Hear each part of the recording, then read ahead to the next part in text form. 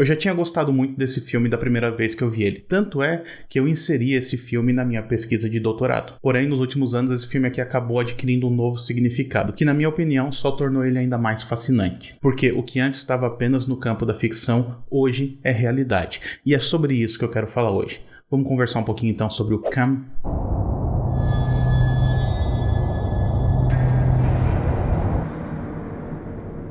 Olá pessoal, sejam muito bem-vindos a mais um vídeo aqui do canal 7 Market. Eu sou Daniel e no vídeo de hoje eu quero conversar um pouquinho com vocês sobre o filme Come, que é um filme que está disponível na Netflix. Esse é um filme que é dirigido pelo Daniel Goldhaber e é livremente inspirado na vida da roteirista Isa Mazei. E o que eu quero dizer com livremente inspirado? É que a Isa Mazei, ela trabalhou durante algum tempo como cam girl, que são essas pessoas que fazem performances, muitas vezes sexuais, na internet. Então ela acabou aproveitando muito dessa sua experiência como cam girl e usou muitas das coisas que aconteceram com ela dentro do roteiro. Como, por exemplo, a interação que ela tem com as pessoas que estão assistindo ela, ou então a interação que ela tem em particular com algumas das pessoas que pagam um pouco a mais para isso, a própria maneira como ela recebe o dinheiro das pessoas que estão assistindo, tudo isso era real, tudo isso fazia parte da rotina dela e acabou sendo absorvido no filme também. Aliás, para quem quiser conhecer um pouco mais dessa história, a Isa Mazei também escreveu um livro chamado Cam Girl, que aí ela narra a própria história dela mesma, tipo, desde o início, desde que ela decidiu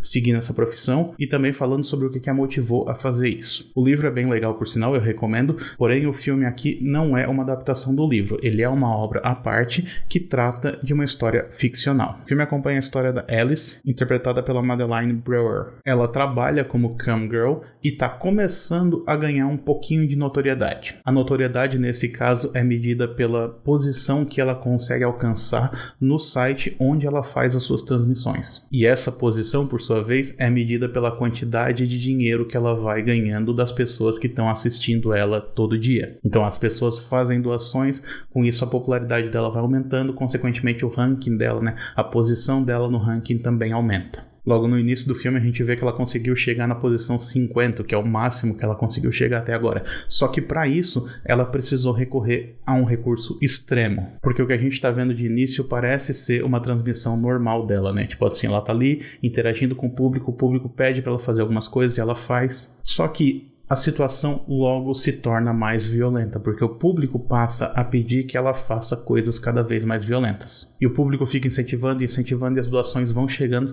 até o ponto em que parece que ela se matou. Só que a gente descobre logo também que ela não se matou, que aquilo fazia parte de uma brincadeira que ela estava fazendo com o público e que na verdade o cara que estava lá nos comentários incentivando esse comportamento violento era na verdade um amigo dela. Ou não necessariamente um amigo, mas alguém com quem ela tem um pouco mais de afinidade. Então logo nessa cena inicial a gente já vê como que o filme apresenta uma das suas temáticas, que é essa ideia do excesso. O excesso como forma narrativa, o excesso como gancho que atrai o público. Isso não é uma exclusividade do ramo das cam girls, isso na verdade é a linguagem da internet. As thumbnails do YouTube, por exemplo, elas estão cada vez mais excessivas e eu não me excluo dessa lista aqui também, tá? A gente tenta chamar a atenção de alguma maneira. Então esse comentário que o filme está fazendo, ele é bastante pertinente. Porém, a gente precisa lembrar que o filme está inserido dentro de um outro contexto e ele está abordando um outro universo. Um universo em que o excesso é muito mais exagerado e a competitividade também é muito maior. Tanto é que no caso da Alice, a protagonista aqui, ela percebe que a partir do momento que ela conseguiu atingir uma certa posição no site, ela começa rapidamente a perder posições. E isso acontece porque uma outra cam girl estava fazendo um desafio pro público dela. Ela estava ela própria se propondo a tirar toda a roupa, algo que ela normalmente não fazia, caso o povo saísse da transmissão da Alice. Ou seja, ela não estava apenas tentando se beneficiar, mas ela estava ativamente tentando prejudicar a sua concorrente. E aí, a solução que a Alice encontra para tentar recuperar o seu público é fazer uma apresentação ainda mais extrema. Algo que vai muito além do que ela normalmente costuma fazer. E eu, obviamente, não vou entrar em muitos detalhes a respeito do que é feito nessa apresentação, porque senão o YouTube provavelmente vai me censurar. Basta dizer apenas que no dia seguinte, quando ela acorda, ela percebe que algo mudou. Ela recebe uma notificação dizendo que ela própria está transmitindo naquele momento. E quando ela entra no site para ver, ela percebe que de fato existe uma transmissão dela acontecendo naquele momento, sendo que ela não tá transmitindo, ela não tá no seu estúdio particular, ela tá deitada na cama, mas a pessoa que aparece na tela tá no estúdio, tá toda maquiada e tá interagindo com as pessoas. Ela até tenta conversar com a assistência técnica do site para ver se por acaso eles estão transmitindo alguma apresentação antiga dela, só que não. Ela é informada que tudo que acontece no site acontece ao vivo. Então, se tá acontecendo uma transmissão dela naquele momento, aquilo é real. Outra coisa que fica claro também é que não se trata, por exemplo, de uma pessoa que é muito parecida com ela, de uma irmã gêmea, alguma coisa assim. Não, é ela própria que está transmitindo naquele momento. Ou pelo menos é uma versão digital dela própria. Uma versão dela que só existe na tela do computador ou na tela do celular. E é aí que o filme estabelece esse diálogo tão assustador com a nossa realidade de hoje em dia. Mas antes de eu entrar mais a fundo nessa discussão, eu vou pedir que se você está gostando desse vídeo até esse momento, deixe seu like aqui embaixo, se inscreve no canal e ativa o sininho de notificações para não perder nenhuma novidade.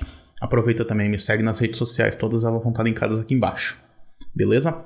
Continuando então. Como eu disse, o filme ele estabelece um diálogo com a nossa realidade. Afinal, hoje em dia é praticamente impossível a gente fugir do assunto da inteligência artificial. A inteligência artificial, inclusive, é um dos motivos que levaram à greve dos roteiristas e dos atores em Hollywood. E por que isso aconteceu? Porque eles sabem que, se for dada a oportunidade, essa inteligência artificial vai, eventualmente, substituir o emprego deles. Não apenas dos roteiristas, mas também dos atores. E um dos argumentos que, por exemplo, os roteiristas usam para a manutenção dos seus próprios trabalhos é que a inteligência artificial em si, ela não cria nada. O que ela faz é repaginar o conteúdo que já existia. E, consequentemente, se os roteiros passassem a ser escritos por inteligência artificial, basicamente a criatividade ia acabar. Porque tudo o que a gente teria era apenas repetição da repetição da repetição. Não teria nada de novo. Não teria nada de humano. O que é algo que eu concordo plenamente.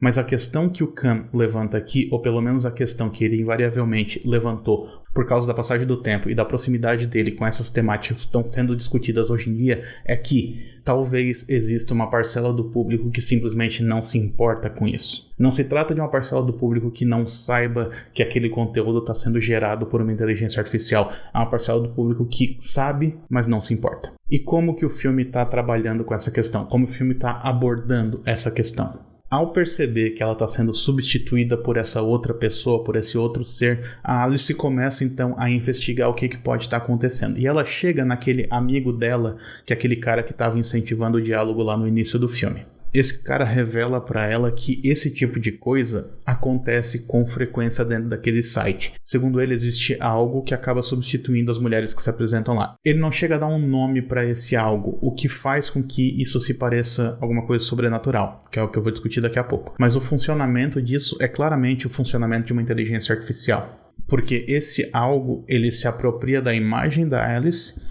e de todas as outras transmissões que ela fez antes. Ele estuda o funcionamento das performances dela e cria em cima disso. Ou seja, ele não está criando do zero, que é uma coisa que os roteiristas falaram. Ele está criando em cima de algo que já existe e está dialogando com a linguagem da plataforma aonde ele está inserido. Ou seja, se aquela plataforma responde mais ao excesso, ele acaba trabalhando mais em cima do excesso. Consequentemente, a Alice, ou melhor, a versão digital da Alice, acaba se tornando cada vez mais famosa dentro daquela plataforma. E ela fica famosa, pelo menos inicialmente, porque o público parece não saber que ela foi substituída. Mas a pessoa que sabe disso, ou seja, aquele cara lá que era o amigo dela, é visto em certo momento interagindo com a versão digital dela mesma e se excitando com isso. Ou seja, para ele não importa que aquela não seja uma pessoa de verdade, desde que ela faça as coisas que ele está pedindo para ela fazer. E detalhe, ele é visto interagindo com ela porque ele pagou a mais para fazer uma chamada particular com ela, porque ele queria conversar mais intimamente com uma pessoa que não existe. E essa ideia da pessoa que não existe, ela também adquire um tom um pouco mais sobrenatural em alguns momentos. E a maneira como ele faz isso é bastante eficiente. Tem uma cena, por exemplo, em que a Alice tá vendo a transmissão que ela própria tá fazendo e a pessoa do outro lado da tela tá, tipo, caminhando pela casa dela e entra no mesmo quarto onde ela tá, então é como se as duas estivessem dividindo o mesmo espaço, só que em realidades diferentes, e a cena é toda filmada de uma maneira, assim, que é extremamente tenso, porque você realmente não sabe o que vai acontecer naquele momento quando ela entrar por aquela porta, se é que ela vai entrar por aquela porta. Será que ela existe, tipo, numa outra dimensão e essas dimensões vão acabar se colidindo em algum momento? A gente não sabe naquele momento, então é tudo muito tenso e muito bem feito. E tem uma outra cena também que eu acho muito interessante, que é num momento em que a Alice vai confrontar esse seu eu digital e a imagem do ser digital acaba falhando em alguns momentos, acaba tendo aquele glitch, aquela falha na transmissão. E aí isso acaba dialogando muito com esses filmes que lidam com essa questão da tecnologia, como é o caso de filmes como Host ou então Amizade Desfeita,